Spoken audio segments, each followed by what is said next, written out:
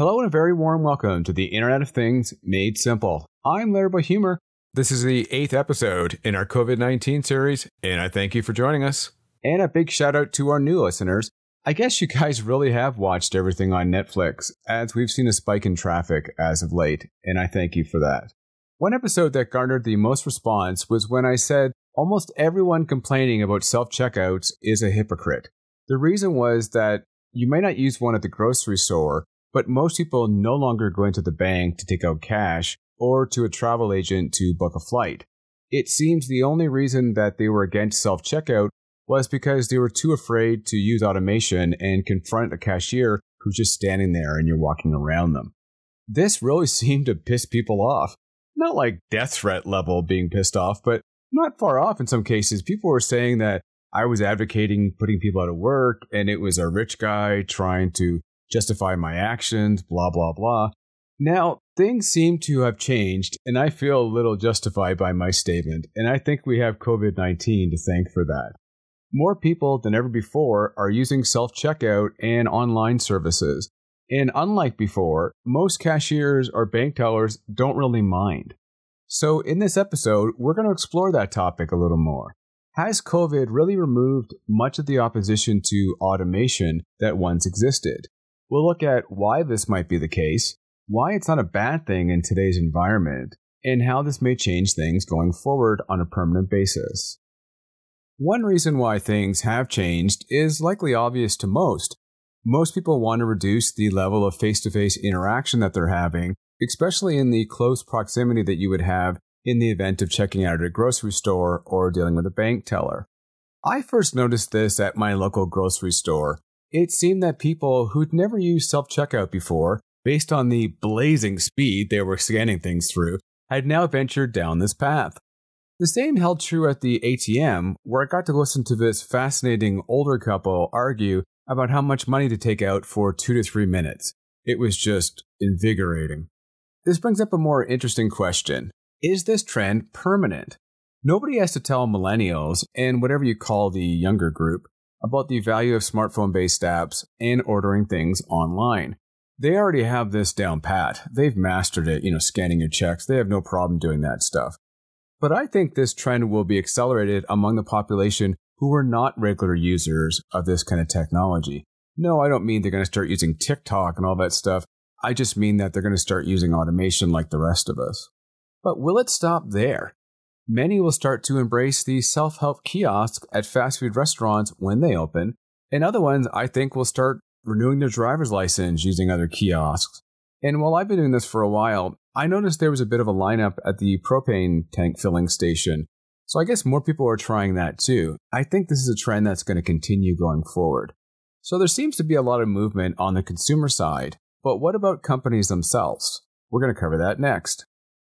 You don't have to look too hard at the news to know there's been a shortage of meat, mostly pork and beef, at your local grocery store. That's the case in North America anyways, not sure where you live. And apparently also at Wendy's, the fast food giant, who now truly has a new spin on their old slogan, "Where's the beef?" as a huge part of their chain couldn't get beef for a while. As a vegetarian, this is not something I have too much concern over. I mean, I can't see there being a run on tofu anytime soon. But it doesn't mean that I'm not paying as much attention to it as most people. The issues with workers becoming sick has opened up a major flaw in the disaster planning of many key industries, including the meat processing one. Their system flows still rely almost exclusively on human effort, and this leaves the system vulnerable. You can say the same thing about grocery stores and many key warehouses. As I write this, there's been outbreaks locally at Amazon here in Calgary and at least 2 other major courier companies' facilities. This is where automation was once panned, especially at places like Amazon, but I'm not sure that's an issue for many people anymore. Whether automation comes in the form of software or robots, it would eliminate the vulnerability for this pandemic and for the next one by replacing humans. Simply, robots don't get sick.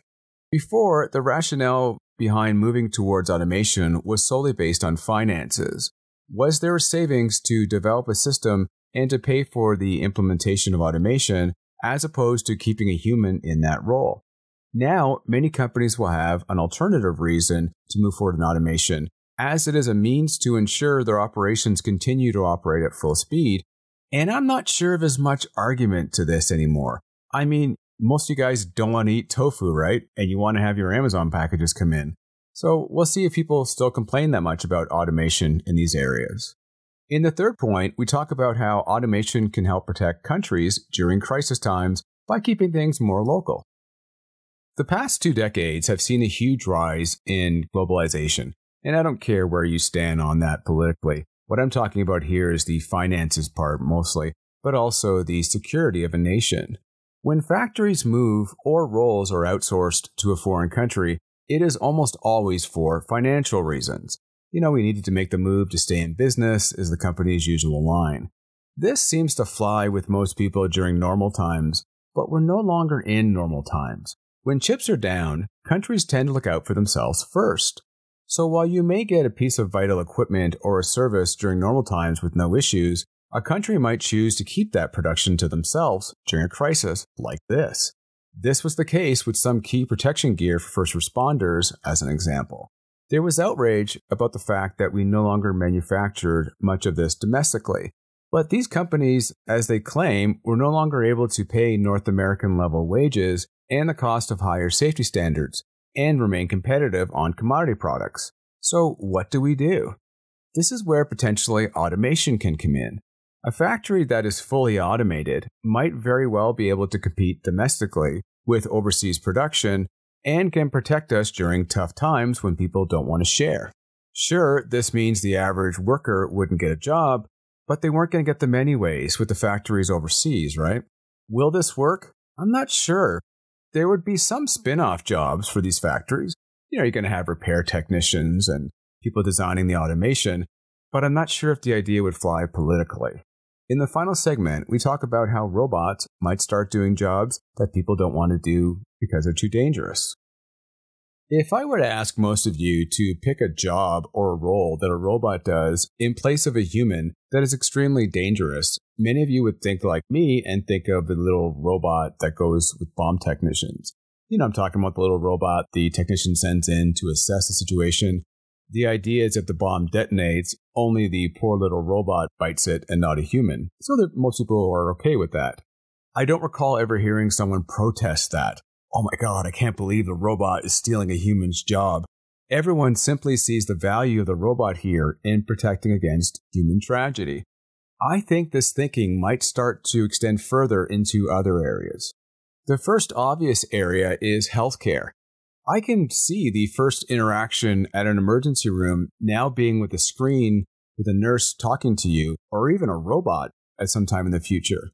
One understands why this would be done, as it could potentially reduce the possible transmission of COVID or a future contagion.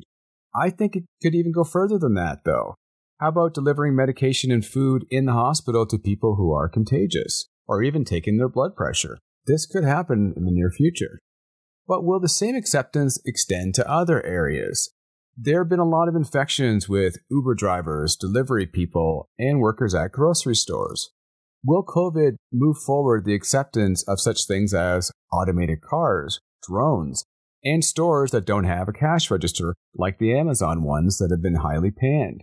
These things have been among the innovations that have the highest level of animosity and opposition, but can companies use the reasoning of, air quotes here, reducing human contact, making things safer, end quote, to lower down opposition? Time will only tell.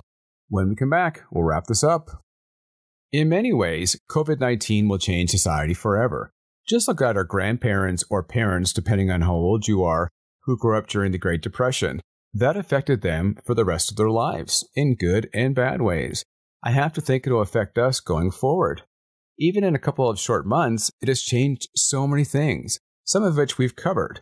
It will increase the acceptance to employees working at home, which brings up new issues on its own, and has introduced the idea of cooking at home to millions. Yeah, you can actually make food at home yourself. Who knew?